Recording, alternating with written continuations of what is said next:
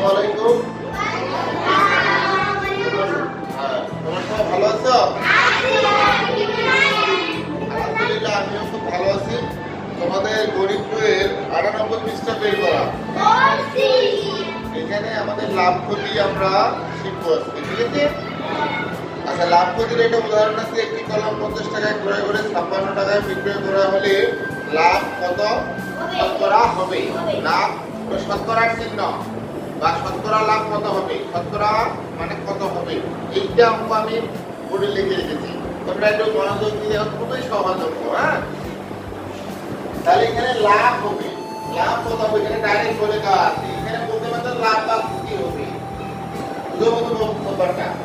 আর এই যে শতকরা মানে আমরা কত জানতাম? 100। আমরা কিন্তু শিখছি যে আমরা জানি কি লাভ সমান কি জানো? আমরা জানি লাভ সমান ক্ষতি না, আমরা জানি লাভ সমান ক্ষতি না।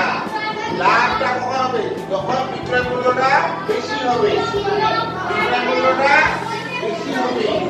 লাভ সমান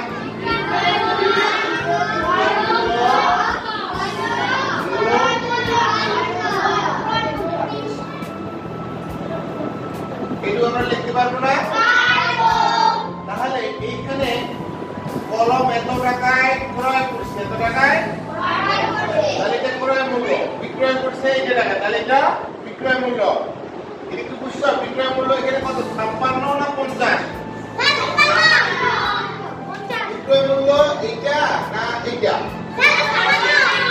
56 না 50?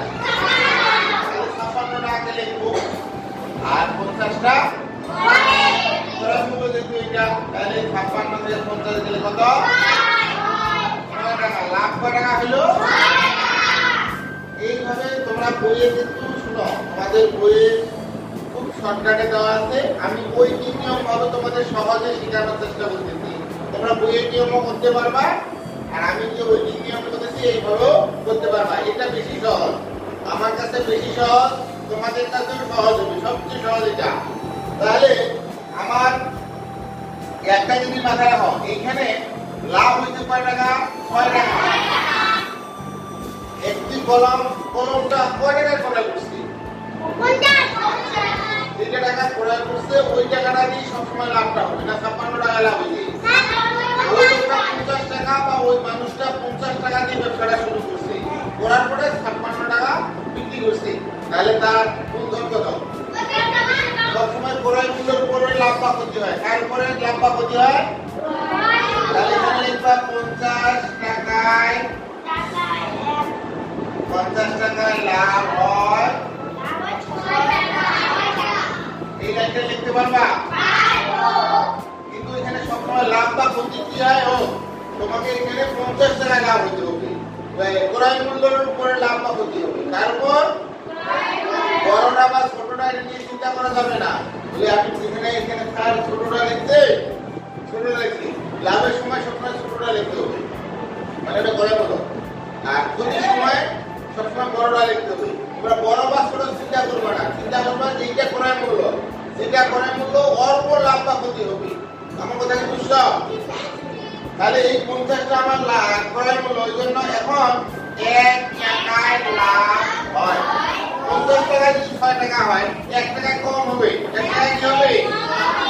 ওই জন্য 6 ভাগ 50 টাকা।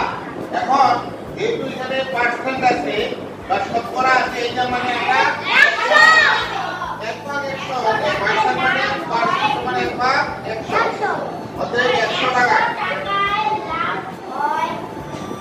এটা কি হবে বলো দিশা? গুণ হবে। হ্যাঁ, গুণ হবে। এখন এটা তোমরা সহজে কাটাকাটি করতে পারো।